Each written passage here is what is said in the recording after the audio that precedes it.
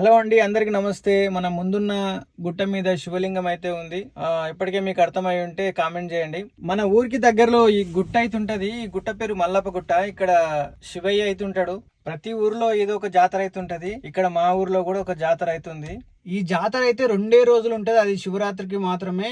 చాలా మంది అయితే వస్తారు ఇక్కడికి. ఈ గుట్ట మీదకి అయితే మన కార్లు, బైక్లు, ఆటోలు కూడా పోతాయి. కాకపోతే మనం నడుచుకుంటూ కూడా వెళ్ళొచ్చు. కాకపోతే మనం కొంచెం రిస్క్ చేసి కూడా ఈ బండ మీద నుంచి కూడా పైకి ఎక్కొచ్చు, కిందకి దిగొచ్చు. కానీ కొంచెం రిస్క్ ఉంటది. సేఫ్ గా వెళ్ళాలంటే ఈ రోడ్ పోటీ వెళ్ళడమే సేఫ్.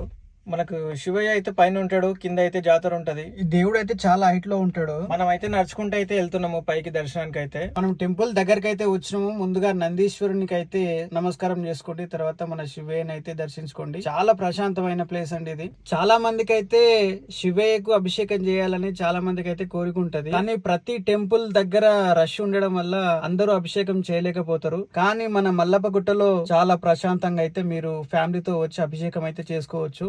ఈసారి మా మల్లప్ప గుట్ట శివయ్యని చూడనోళ్ళు నెక్స్ట్ టైం శివరాత్రికి వచ్చి శివయ్య దర్శనం అయితే చేసుకోండి. ఈ గుట్ట పేరు మర్చిపోకండి, మల్లప్ప గుట్ట జాతర. ఈ టెంపుల్ కి ఇదివరకే వచ్చిన వాళ్ళు అయితే కామెంట్ చేయండి. ఇక ఉంటాను. ఓం నమ శివాయ.